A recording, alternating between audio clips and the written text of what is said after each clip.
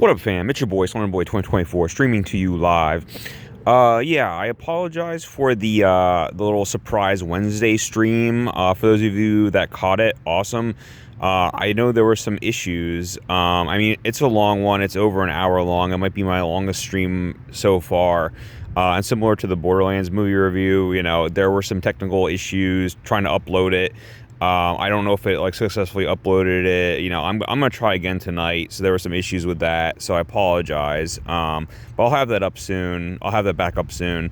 And as a little apology, I'm doing a little bonus stream here. I wasn't going to do this originally, but yeah, people keep shit talking this movie that I saw recently that I actually really liked. So I'm gonna do a quick little bonus review for this for the Until Dawn movie, based on the PS4 video game, which I also loved. The movie very much so does its own thing, but that's okay, and it ends up being kind of a good thing. It kind of ends up working in the movie's favor.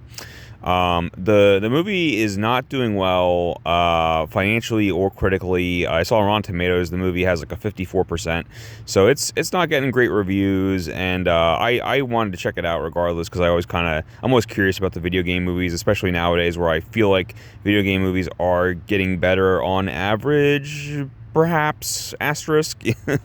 Ever since we've had some big hits like the Mario movie, the Sonic movies are all fire. But yeah, before I get into that, a little bit of quick housekeeping. So, like I said, yeah, the Wednesday stream's coming back online. I want to do a quick little shout out. One fellow YouTuber whose name is the Wise Duck. So I want to give a shout out to the Wise Duck, because he's honestly he commented on one of my shorts, and he kind of opened my eyes to all of the glitch shows that are out there, because I started with the Gaslight District, and he was like, yeah, no, dude, Amazing Digital Circus. And he also turned me on to Murder Drones. He said that's his favorite show. It's not my favorite, but I'm so glad I found it thanks to him. So yeah, big shout out to that guy. Thank you so much. I'm a glitch fanboy as well at this point. And then kind of an anti-shout out to Crowley Pineapples 777. You know who you are. You know who you are. This guy, I don't know what it is. The Pizza Hut video, the Pizza Cheesy Bites Pizza video. I spent so much time shit talking Pizza Hut, and then I finally did a video kind of praising Pizza Hut for once, and that's when the people came out of the woodwork and kind of went after me, man. I don't know, the comments got pretty brutal. I was getting roasted pretty bad, and this guy shows up, and I don't know, he had some choice words for me. I had some choice words for him. We kind of exchanged barbs. Yeah, I don't know, this dude, I don't know what to say.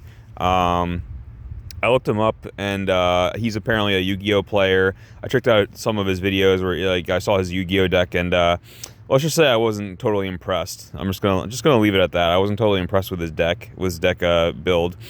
But yeah, moving on. So yeah, and then the Wednesday stream went on for such an ungodly amount of time. But believe it or not, I had a few thoughts I wanted to jot down real quick that somehow didn't make it into that 90-minute stream that I did. But yeah, real quick, I can't believe I forgot to talk about Uncle Fester, which is crazy. So like I said, Wednesday is the focus of the show for sure. But her family members do pop in, Gomez and Morticia have a parents' weekend with her. Yeah, towards the end of the season, Fester does show up, and he's apparently the one that trained Wednesday in martial arts or whatever. But his introduction scene is so fucking cool, because he kind of sneaks up on Wednesday, and she has a cane. She has a Zatoichi cane sword, so that she whips out and attacks him with it. But he does the samurai blade catch, and then he's basically got Sith powers with the lightning. So he catches her sword and then uses his electricity to shock it out of her hands, and then he drops the hood, and he's like, oh hey, it's me, Uncle Fester. And Wednesday, she smiles, which is a very, very rare. I think that's the first time that she smiles in the series up to that point. But she loves Uncle Fester. He's the one that trained her, so she's just so happy to see him, and she smiles. And yeah, Fester is so badass. He's a great addition to the cast, so I was remiss in not mentioning him in the stream. The only other thing I wanted to add was in regards to Enid Sinclair, my favorite character, played by Emma Myers. It's funny because she she like totally is an OC, right? Like she's not an Addams Family character, and Tim Burton made this show, and she is 100% Tim Burton's OC, right? But like, but she's so great that I don't mind, and it's funny, like, you know, and she like complements Wednesday so well. Like I said before, they complement each other so well, like yin and yang. And like, no, she fits right in, even though she's like obviously an original character that was created just for this show. I mean, it's funny because you know, I compared her to Harley Quinn with the hair, but Harley Quinn was Paul Dini's OC. She was created just for the Batman the animated series, but people loved her so much that she became a canon character in the comics and stuff. And now you can't like you can't like imagine a Batman world without her, right? Even though she was an OC just for that show. Where I'm going with this is I feel similarly with Enid, where like, yeah, she was just created for this show. She's not really normally an Addams Family character, but she fits in so well and she's so popular. I have to wonder if a similar thing is going to happen now with Enid, where like, is she going to be like in canon, so to speak? Like, is she going to be, because I can't imagine another Addams Family show or project or whatever without Enid. You know what I mean? Like, if you do anything with Wednesday, well, you have to have Wednesday's roommate and best friend Enid, right? Like, is she just going to be like a staple now of the franchise? I think if they're smart, they will do that. Like, I think that she should appear in future iterations because she's so popular. You know what I mean? But yeah, that's enough rambling about Wednesday. Holy shit, I've gone on for that. It truly is my favorite show. You can tell because I just can't stop talking about it. But let's actually get to what this video is supposed to be about. So yeah, I played Until Dawn, or rather, you know, I didn't have a PS4, but I did I watched a full, you know, live stream playthrough of the game, and it's the game is like famous for being an interactive movie of sorts, and that's right up my alley. So like, I love games like that. So I mean, it's not for everyone, but like, if you like, you know, sort of story-driven interactive movie type of games like that, yeah, I can't recommend Until Dawn highly enough. And that can't, like, I'm a bit fuzzy on the details. It came out in 2015, and that's around when I watched someone play it. So, you know, I would definitely like to refresh myself. That's the other thing I was going to say is, right around the same time as the movie, like, a lot of things are happening. So the movie came out, and there was also recently a PS5 remaster of Until Dawn.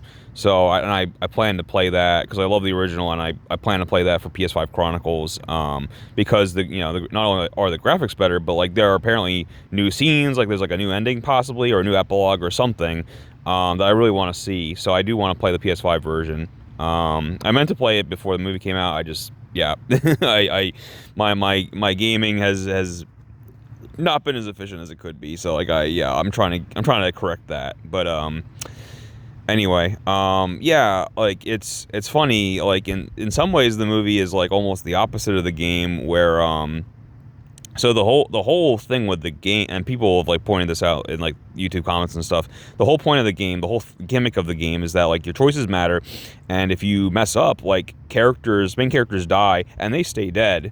The whole premise, or the whole hook, if you will, is like trying to get that perfect run, the perfect ending, like the ending where nobody dies, because if you screw up and, you know, a character dies, like, that's it. You know what I mean? There's like no going back. And the movie's like the complete opposite of that, where it's like horror Groundhog Day, where it's like, yeah, everyone like dies horribly, and then the day just resets and you do it all over again, and, you know, there are no consequences. So it's like kind of the opposite of that. What's also interesting to me is it's annoying where, like, so in the movie version, I didn't know, maybe these are like lesser known people from TV or something, but I don't think so. Like, I didn't recognize a single actor in the movie. These are all like no names, and it's interesting that they couldn't get any like big names for the film version, because the game has some big TV people. Like, the game has more stars than the actual Hollywood movie, which is funny to me. But yeah, I mean, the game, let's think about it. There was Hayden Panettiere from Heroes. They had, I forget his name, but the guy who played Agent Grant Ward in Agents of S.H.I.E.L.D. So he's one of the lead characters. They had Rami Malek, a.k.a. Mr. Robot. You know, they had a bunch of freaking people. They had, I can't remember her name, but, wait. Megan. Yeah, it's coming to me. She's from Camp Rock. She's from a bunch of Disney stuff. Megan Martin, something like that. But yeah, the girl from Camp Rocks. But yeah, like a bunch of TV people, like that recognizable faces in the game. I don't know why they couldn't spring for that for the movie version, or like just get those same actors back. Like, like, isn't that possible? Couldn't you have done that at least? I don't know. The one person who reappears from the game, Peter Stormare. He's in the movie, and he's great. He was underused in my opinion. Like, he should have been in the movie a little bit more. But yeah, so it's and the one interview thing, like the one little blurb that I read in regards to this, all these changes, it makes sense once you read the director's like kind of thoughts on it. But basically, what the director said was like, yeah, like we wanted to do our own original story because the game's been out since 2015, but the remaster just happened, and they're retreading the story there. So we didn't want to retread the story, which has already been retreaded by the recent PS5 remaster. We wanted to kind of do our own thing. And I with that in mind, it's like, okay, I get it, and I can respect that as long as like you have an alternative that's also appealing to me. And actually, yeah, like I said, this movie totally works as that. It's again like the horror Groundhog Day, premise, which isn't totally original. We've even seen that in like something like Blumhouse's Happy Death Day, for example, which I really like that movie a lot. If you haven't seen that, please watch that. Happy Death Day.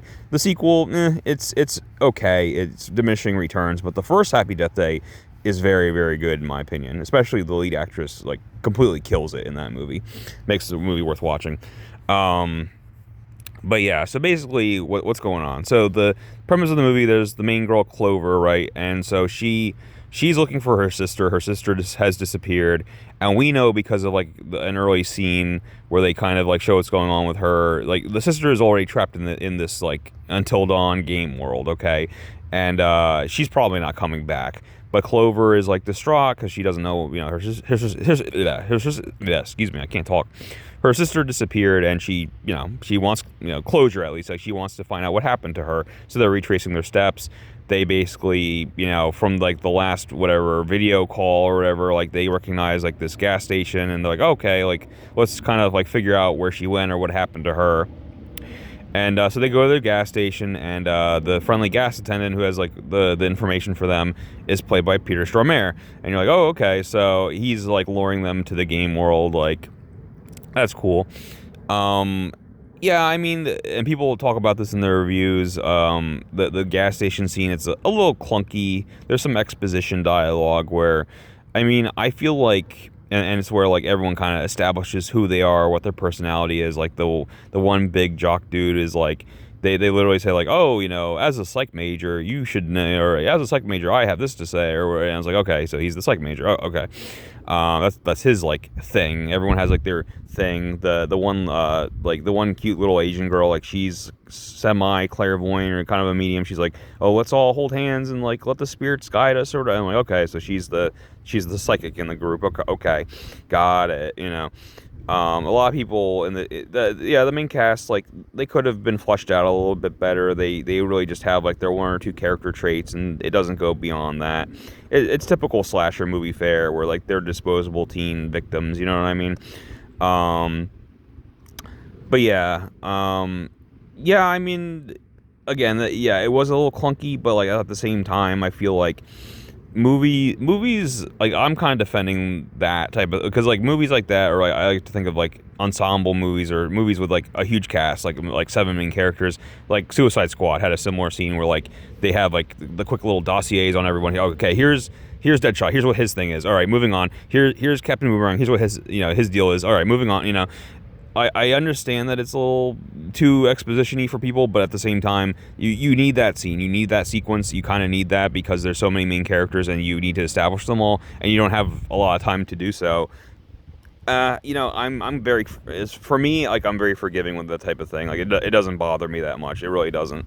But yeah, so they kind of are retracing the steps, and they're driving, and I really like, so yeah, I mean spoilers, but yeah, and I'm going into spoilers for both the game and the movie, just so you know. But yeah, I recommend both. I really do.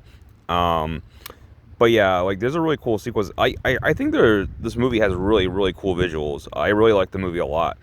But there's a scene. So basically, they're trying to find like the house that she stayed in or whatever, and it's it's the spooky house from the trailer.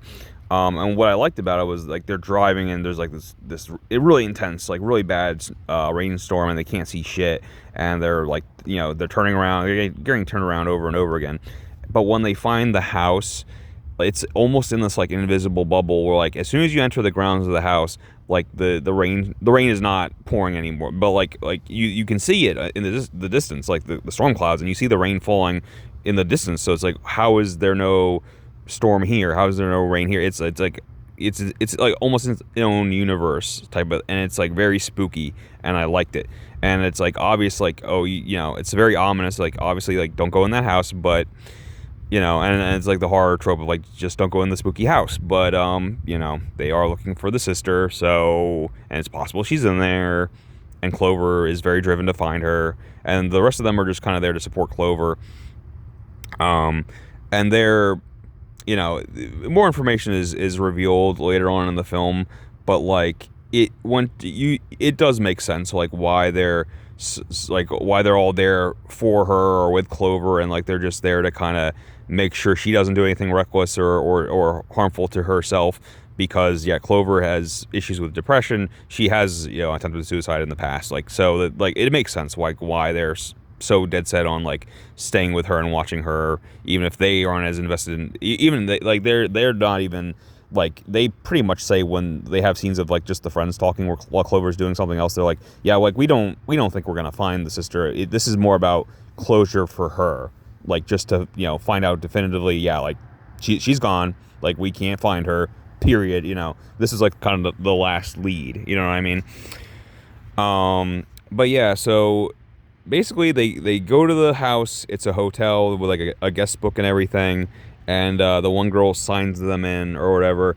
And this is and there's like a giant freaking hourglass in the middle of the room. Yeah, and this is where like things get really cool and interesting. So the way it works is, the first night, and something will happen. Like this horrible monster will show up and kill them off one by one, in really really brutal ways. And then they, the hourglass will like reset. The objective is to survive until dawn, and if they do, in theory, they can leave or whatever. And then the hourglass will flip, and then after they run out of time, the hourglass flips, and day starts over, and they respawn in the hotel. Okay, is it like infinite lives? Not really. And the way they explain, the way they show it is really cool in my opinion. Where so the girl like looks through the guest book at other names besides hers, and you see like whatever, like Tracy whatever, like each time you spawn you write your name in, but you can see like with multiple spawns, like each time the scribble, the signature gets worse and worse. It gets more erratic, and towards the end it's just like chicken scratch, and then eventually there's no more signatures. So like you ran out of lives, you know what I mean? Like I thought that was it's a quick little visual to explain it, but like I thought that was so well done. I really did. So you have like, I don't know, something like 13 lives, or no one lives past 13 lives, or something to that effect. It's just like having lives in a video game. Yeah, no, I feel like the movie, it was not so much a direct adaptation of this game, but it was kind of a movie about horror video games in general. Especially, it reminded me a lot of the game Dead by Daylight. And that's not okay. That's where the things get very complicated. And people are like, is Dead by Daylight, like, is that kind of like in the Until Dawn universe, or vice versa, or like they have crossovers with Dead by Daylight and other horror games? Was there like a Dead by Daylight Until Dawn crossover? Okay, so what's interesting about it is no, but also yes, because in a way, because Supermassive Games, the people who made Until Dawn, they made a game called The Casting of Frank Stone very recently. And that game is in the Dead by Daylight universe. So, anyway, yeah, I have to feel like this movie was making some slight Dead by Daylight references, or at least influenced by it a little bit. That's just my opinion. Anyway, um, but yeah, I mean the monsters are really cool. The kills are really cool. They establish right away just how like powerless the kids are. Like you got like this Jason Voorhees motherfucker walking around, and they're trying everything to like like the one kid like picks up a chair and just breaks it over his back, and he doesn't. He just like shakes it off. He like barely notices it. You know what I mean? The one girl Clover, she like she has like this knife, and she like finally gets in this like good hit. She like stabs him right in the shoulder, and he's essentially he's just kind of like, all right, and then he just like gets her, like, because it's like imagine like he has like say 100 HP, and okay, you successfully landed a blow, you stabbed him with a butter knife, and you took away 10 HP, and so he's still basically fine. You know what I mean? It's like they really they get it across very well how powerless everyone is with these monsters. And what's fun is like it doesn't get stale because every night's a different monster. So that's right there. That's how it doesn't get stale.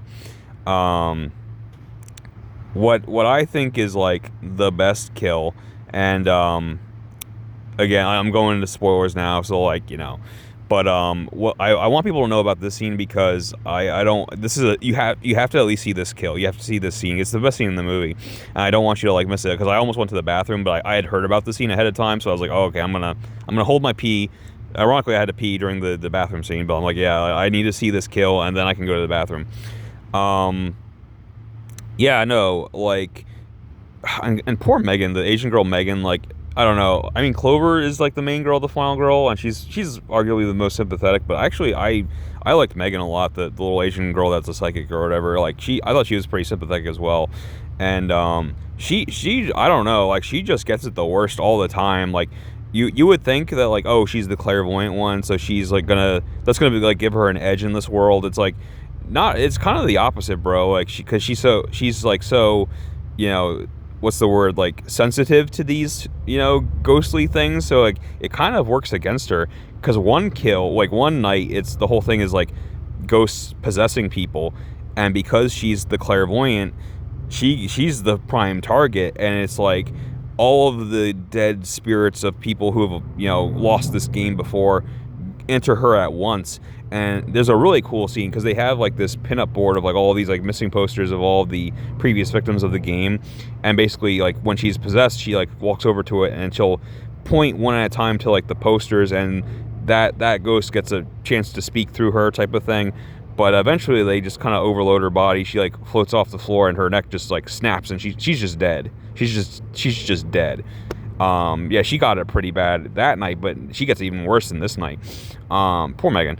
But yeah, this is the best kill. So the movie, okay, the movie has like really good, really gross, but really good practical effects, and that is very true in this scene.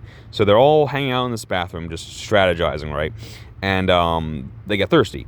And the one guy turns on the faucet, and the other girl's like, well, don't even bother, because I tried that on a previous night, and there's no water in this place. Well, it turns out tonight that there is water in this place. So he turns on the faucet, the water's running, he fills up glass, takes a good swig, and everyone else is thirsty all of a sudden, so they pass it around. It's like a friend, like, communal, like, hey, we're in this together. I don't know, it's cheesy, but like, we're all sharing the water, we're all in this together. It worked for me. I didn't think it was, I thought it was organic. I didn't think it was like weird or cringy or awkward. So they all drink the water, and they're all like talking and strategizing. And then the first guy who took the swig, he starts to not feel so well, and he actually starts having kind of a coughing fit. And it's funny because like he like kind of coughs so much, and he's almost like bleeding. He is like coughing up blood, and he kind of tries to hide it. He's like secretively like smearing it on the shower curtain, like trying to like hide it. But yeah, he's talking to them, and he just suddenly like explode, like just fucking human confetti everywhere, like just explodes all over the room, and everyone in the theater, we were like shocked, but we were also like clapping and cheering and like laughing, because it was such a ridiculous moment. But it the movie earned it. Like this is a movie that's like here to entertain you with its crazy kills and scares, you know what I mean? And that was, and then they all realize that they all drank the fucking water, so they all start freaking the fuck out, and they all scatter, and like one by one, pop, pop, pop, they're just going off like firecrackers. And it affects people in different ways. Like the first guy, he got off easy, like he just died instantly. But poor Megan, so she's running, right, and her one leg blows up first, and so she just falls, and now she's just crawling, and she's just missing a leg, and she's still going to blow up and die, but like she has to suffer without a leg for a little bit, and then her stomach grows and it blows up, and she's still alive, and she's crawling, and then like eventually she dies. But like, oh my god, like Jesus. And because for a little while she's like running around with like basically a pregnant belly, because her stomach keeps getting engorged or whatever, and there's nothing to stop it. And it's brutal. And like the movie goes into this too on some of the nights where it's like sometimes it's just better to just die right away, because you're like, I don't want to go you saw what happened to Megan. Like Clover's like, I don't want to go through that. She tells like the boyfriend character's like, just kill me, dude. Like I don't want to explode, like just strangle me. And and he tries, but he's just like, I can't do it. I'm sorry, I can't do it. And she's like, no, I need you to do it. Like, I can't do it. Like, I don't want to die like this. Like, I just. And to be fair, it's like really hard to, you really got to work to like strangle someone. Like, you really, and his heart wasn't in it. He couldn't do it. So, but yeah, sometimes death is better in some of these situations. I get it. But, yeah, no, poor Megan. The one little like tweak I would have made with that is, this wouldn't have been hard. Like I would have like made a little, so like there are a bunch of like horny teens and stuff, right? So like what you could have done to like enhance that scene even more, in my opinion, just have like, I forget if she had a boyfriend character. It's one of those like everyone's kind of like sleeping with everyone in this movie, but like you could have set something up where like, okay, she was hooking up with one of the guys, and like they had a moment where like maybe like the condom broke or something, and she was like freaking out because she's on the pill, but she's like, oh, like that's not always effective. Like, like am I like, there's like this doubt in her mind, like maybe something happened recently where she's like, oh god, like am I pregnant or not, and then that scene happens and she's like getting the engorged belt, you know what I mean, where like that would have been, that would have hit even harder, where it's like, oh god, like she has to like live that moment for a second, like, oh, I'm pregnant, and then she explodes, you know what I mean, like, oh, yeah, I just kind of wrote a better scene in my mind, but yeah, but yeah, I don't know. Like one little like thing, one little nitpick. I was like, Clover is like, I don't know. She's like very quick to like. I don't know. Maybe she doesn't believe the whole thing that like they have limited lives or whatever. Because she's just like, some nights where like if someone dies early on, she's like, all right, like just kill me, because like, let's reset, because like we already don't have like the total party surviving. So like let's just And it's like, well, like you're asking your friends to kill you still, which is difficult for them. Like understand that, and then B, it's like, bro, like use this. What you're wasting time. Like you still have this night to like, learn things, like search for like lore and stuff. Like learn things. Like use this time wisely. Don't just like give up like immediately because someone in the party died. I don't know. So like that annoyed me about Clover a little bit. Again, I actually like Megan a little bit more than Clover even. But yeah, the movie, like, it has like some good dark humor. Like you see it in the trailer, but like one of my favorite kills that I love is like, so something she has like, it's Clover, something like slithers into her cheek or whatever, and everyone's like freaking out, but they're trying not to like freak her out. And she's like, well, what's wrong? They're like, oh no, did you get it? And like, oh yeah, well, we got it. And she turns her head away for a second, and then when she turns back, her like the one side of her face is all totally fucked up. Like, it's a great little gag. I love it. But yeah, what else? Yeah, and the other thing I thought the movie conveyed really well is that, again, you could be like, and some of the characters have this attitude, you could be like, well, like, it really doesn't matter, because, like, even, like, who cares if I die, because I know I'll just respawn anyway. Yeah, I mean, and it's like, so there's no stakes, right? Well, as I said, they do establish that there are limited lives, but, like, even if they didn't, okay, so let's just say that, they don't know that, or haven't figured that out, even if that's the case, like, you still have to go through the pain of, you still experience those deaths, you know what I mean? Like, especially that explosion death. So it's like, there's still very much a danger or a fear there. Like you don't want to die, even if you come back. It's like there's still like you want to avoid that outcome because you feel that shit. And they also do a very good job of showing how like the deaths in the game, the deaths on a previous night still affect you. Let's I mean emotionally for sure. Like you see how shaken up these people are, especially Megan again. Like she looks like she's been through a fucking war. Like her face is so pale and like distraught the whole time. You carry the emotional pain of each previous night. You know what I mean? But also physically, like it shows that like literally it leaves scars. Like let's say the one dude bro, he like got shot in the eye with an arrow on the one night and died. He'll come back with like a scar or like a black eye or something. Like it does affect you physically from the previous night. So I'm gonna wrap this soon because I'm already at the 30-minute.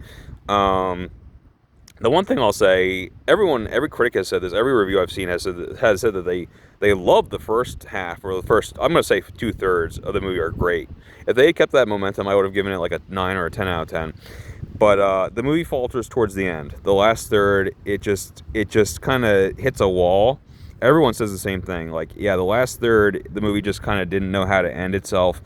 And they try way too hard. They get way too exposition-y. Peter Stormare comes back as like the evil Doctor Man from the video game. They try way too hard to explain everything, and they try way too hard to tie it into the game when the movie was doing just fine on its own, being its own thing, right? But they try way too hard to tie it into the game. And here's where I get into spoilers. So if you play the game, you know that the monster, and it takes a while for it to be revealed, but the monster of the game is the Wendigo. Okay, this like a Native American supernatural creature, and a Wendigo is created when a human commits the sin or taboo of cannibalism. That's kind of like what opens the door for these malevolent spirits to like take over your body, and you get twisted and morphed into this horrible monster, this Wendigo. Okay, that's the game. So Wendigos do appear in the film, and that's kind of like the tie-in to the game. And in fact, they make some references to, there's like the whole black site or the whole, mental institution or whatever, and there was that tie-in VR game, The Inpatient. I think the movie is even more tied into that, which I did not play at all. So like I didn't get those references at all. But yeah. So here's the part that like didn't make a ton of sense, which is that that's not how it works in the movie version. All of these characters are slowly turning into Wendigos. Like you see when they respawn, like clumps of their hair are falling out, or like they're starting to grow like these monstrous teeth or monstrous nails or whatever. They are all slowly turning into Wendigos, even though no one has committed cannibalism. And they could have thought of like a creative or fun way to have like the characters tricked into doing something like that. You know what I mean? But they didn't. And in this version, in the movie version, the way they explain it, Peter Stormare is like, oh, well, when fear overtakes you, it twists you, and that's when the Wendigo is born. And it's like, it's kind of lame. It doesn't really work. It's kind of lame. They tried way too hard to like force these Wendigos into the movie when they really didn't belong. And then they also try way too hard to like. The one thing I'll say is like when Clover enters Peter Stormare's office and he gives her the big exposition dump, I was so afraid. I was like waiting. I was like so afraid that like, oh God, like is this all a VR? Has Clover been in like a VR headset this whole time? You know what I mean? Like none of this is real, because that would have really taken away the tension. We're like, oh, it's just none of it's real. Like it's all in her head. And they like it's very confusing. They kind of say that. They kind of imply both. Where like the doctor's like, yeah, it is all in your head, or like all of these monsters are just manifestations of your whatever. Like this monster represents your anxiety, or this monster represents your fear, and they try way too hard to like make that make sense. And I'm like, it's kind of I don't know about that one. But then so Clover even says like, oh, is none of this real? And the doctor's like, oh no, it's very real. It's very, very real. So which is it all in her head or is it real? They basically say both. They try to say both because they still want that tension. They still want like the dramatic stakes of it being real. And the way she defeats Peter Stormare is like really, really stupid. But it's like it's like that dark humor. It's like to me it was comical, and the audience was like clapping and cheering, like it's the same as the bathroom scene. So I'm like, I thought it worked, or I at least, even though it was dumb, I enjoyed it. So I'm giving that a pass. But the way she defeats him, so the explosive water comes back. So long story short, they're in his office, and he has like his coffee cup like right there, okay, and then like maybe a couple centimeters to the right, you see Clover notices like the water from the ceiling is dripping down onto the table, drip drip drip, and she notices, but he doesn't notice somehow. And he like has set his coffee down to like do his evil villain monologue and explain the plot of the movie. And while he's doing that, she like ever so subtly like moves his coffee cup over. The water drips into his coffee. Then she moves his coffee cup back while his back is turned, and he doesn't notice anything at all. And I'm like, oh, here we go. Like really, like I was like rolling my eyes, and I'm like, he's not gonna fall for that shit, is he? Like I thought it would be something where like he takes the coffee and he's about to drink it, and he like throws it in her face. He's like, oh, are you nuts? Do you think I'd fall for that shit? No, he does drink it, and he does blow up, and it's like, and apparently, it's one of these dumb rules they throw in. It's like, oh, well, the night can end. He himself says, the doctor says, like, the night can only end with somebody's death. And she's like, okay, well, that's fine because you're about to die. Boom. And, like, so that's how they can escape, because at least somebody died on that night or something. I don't know. It's dumb. But, like, I saw people, like, got way too nitpicky about that, too. Where, like, people in the comments were like, oh, well, like, I mean, like how did he even make the coffee to begin with without using the water? Because like the water in this world like makes you blow up. So it's like he should have blown up from the first couple sips because he made coffee with water, right? I'm like, dude, you're overthinking it. Like he probably spawned in with the coffee, or maybe he made the coffee at the gas station and then he drove back to the murder house, or I don't know. It doesn't matter, dude. Like now you're like really splitting hairs, But yeah, like again, I'm gonna wrap it up now because I've been going too long. But like, I was a little disappointed. Same as everyone else. I thought the beginning half was incredibly strong, and then the movie kind of falters towards the end and doesn't know how to end itself. And the ending is like kind of one of those cheesy, like, oh, everyone lives, like, yeah, the end, I don't know. But like, I thought the movie worked very well. I thought the kills were very unique and satisfying. I thought the monsters were very unique and satisfying. I thought the effects were very, very good. I thought the acting was very, very good. Some of the characters were forgettable, but Clover and Megan, I really liked both of them and wanted to see them survive. Yeah, and I thought the movie did very well with its various themes. I thought that their stakes were real. I thought the death, despite the respawn mechanic, death still very much had like meaning, and you felt each death, and you saw the emotional and physical toll it took on its characters. I'm still giving the movie an 8 out of 10. It could have done better if only it kept that momentum towards the end. But especially as far as video game movies go, this is one of the better ones in my opinion, because they actually tried to do something new, and it actually was working. The only time it wasn't working was when they tried too hard to make it more like the game. They should have just done their own thing the whole way through, and that could have been that.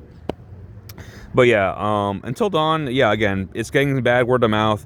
I made this video to say, like, don't, give it a chance. I think it's totally worth giving it a chance. Don't let the negative reviews, like, sway you or keep you away. If you're curious, or if you like the game, or if you're curious at all, or if you just like horror movies, absolutely go see it. It's totally worth seeing it, especially that bathroom scene. Make sure you see that scene. Don't miss that. Like, hold your pee in until after everyone explodes. All right, see ya.